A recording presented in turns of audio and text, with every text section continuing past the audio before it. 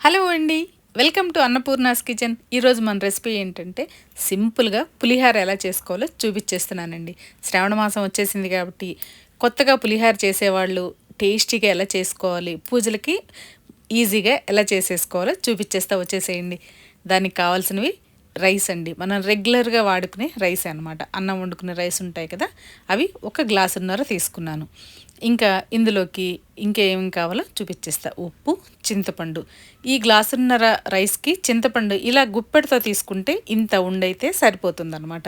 మనకి రసం చిక్కగా కావాలి కాబట్టి ఈ మాత్రం చింతపండు తీసుకోవాలి. ఇంకా ఎండుమిర్చి, పల్లీలు, పచ్చిమిర్చి, కరివేపాకు, పసుపు, జీలకర్ర, ఆవాలు, మినప్పప్పు, శనగపప్పు. ఇంతేనండి. అన్నీ ఇంట్లో ఉండేవే. సింపుల్‌గా, ఈజీగా పులిహోర చేసేసుకోవచ్చనమాట. ముందుగా చింతపండుని కొంచెం పెద్ద బౌల్‌లోకి వేసుకుని నీళ్లు పోసుకోవాలి. మనకి వెంటనే చింతపండు నానాలి అంటే కొద్దిగా వేడి నీళ్లు పోసుకుంటే తొందరగా నానిపోతుంది.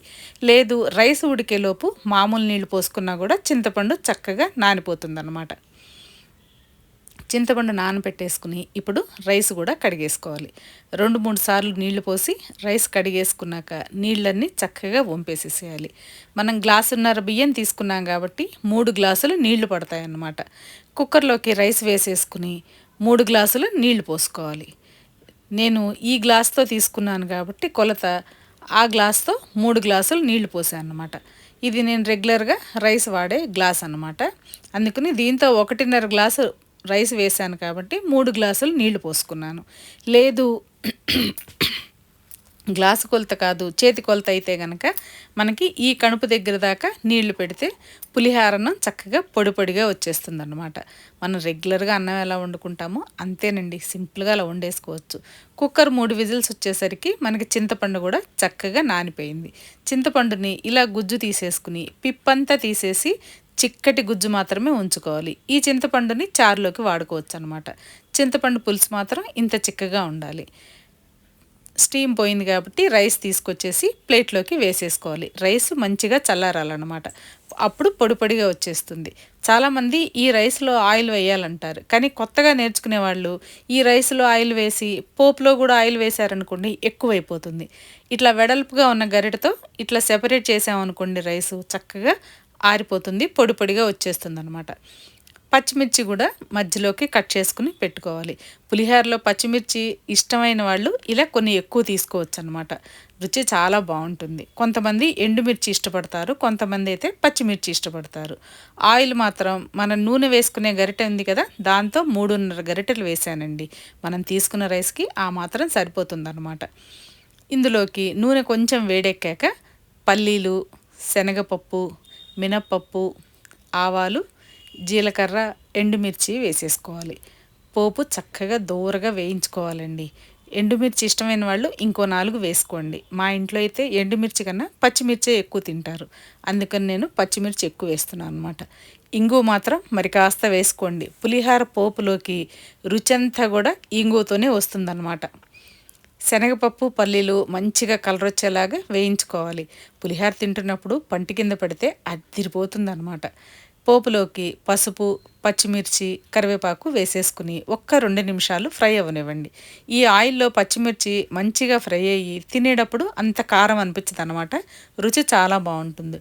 లేదు చింతపండు పులుసు ఉడికేటప్పుడు కూడా కొంతమంది పచ్చిమిర్చి వేసుకుంటారు, అలా కూడా బాగుంటుంది. పుల్ల పుల్లగా చాలా బాగుంటాయి పచ్చిమిర్చి. పోపంతా వేగాక తీసుకెళ్ళి రైస్లోకి వేసేసేయండి. ఇప్పుడు అదే మూకుడులోకి మనం చిక్కగా తీసి పెట్టుకున్న చింతపండు పులుసు ఉంది కదా, అది పోసేసి చింతపండు గుజ్జుని ఉడకనిచ్చేసేయండి.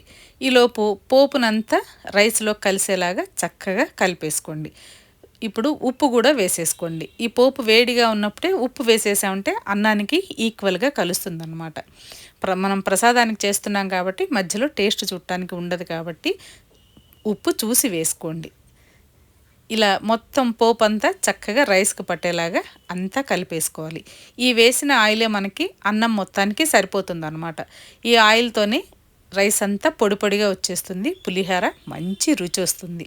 ఈ కమ్మటి పోపు అండి, ఇంగు వేసిన పోపు కాబట్టి భలే రుచిగా ఉంటుంది పులిహోర.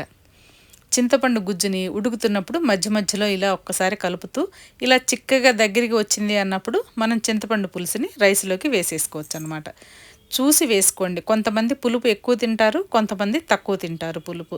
అందుకని మీ టేస్ట్‌ని బట్టి ఈ చింతపండు గుజ్జు కూడా చూసి వేసుకోవాలన్నమాట. మేమైతే కొంచెం పులుపుగానే తింటాం పులిహోర, అందుకని కొద్దిగా ఎక్కువే వేస్తాను అనమాట. చింతపండు పులుసు కూడా రైస్‌లో వేసేసాక మొత్తం రైస్‌కు పట్టేలాగా చక్కగా కలిపేసేయండి. ఇలా గరిటెతో కలిపాక అక్కడక్కడ ఏమన్నా ఉండిపోతుంది, ఉండలు ఉంటాయి కాబట్టి కొంచెం చల్లారాక చేత్తోనే పులిహోర అంతా కలిపేయండి. ఇంతేనండి, మన ప్రసాదానికి చక్కటి పులిహోర రెడీ అయిపోయిందండి. ఇంత సింపుల్‌గా, ఈజీగా పులిహోర చేసేసుకోవచ్చండి. రుచి మాత్రం అద్భుతంగా ఉంటుందన్నమాట. లంచ్ బాక్సుల్లో కూడా ఈజీగా పొద్దున పూట చేసేసుకోవచ్చు. ఈ పులిహోర ఊరిన కొద్దీ మరింత రుచిగా ఉంటుందండి. ఒక్క 10 నిమిషాలు పక్కన పెట్టేసామనుకోండి, ఈ చింతపండు పులుసంతా రైసు చక్కగా పీల్చుకుని మంచి ఫ్లేవర్ వస్తుందనమాట. గుమగుమలాడిపోతుంది. మన నైవేద్యానికి పులిహోర రెడీ అయిపోయిందండి. ఎలా ఉంది మన రెసిపీ? మీకు నచ్చిందా? నచ్చితే తప్పకుండా లైక్ చేయండి. మీ ఫ్రెండ్స్ అండ్ ఫ్యామిలీతో షేర్ చేసేసుకోండి. కొత్తగా మన ఛానల్ ఎవరన్నా చూస్తుంటే సబ్స్క్రైబ్ చేసుకోండి. కమ్మటి పులిహోర రెడీ అయిపోయిందండి. ఇంకో వీడియోతో మళ్ళీ కలుద్దాం.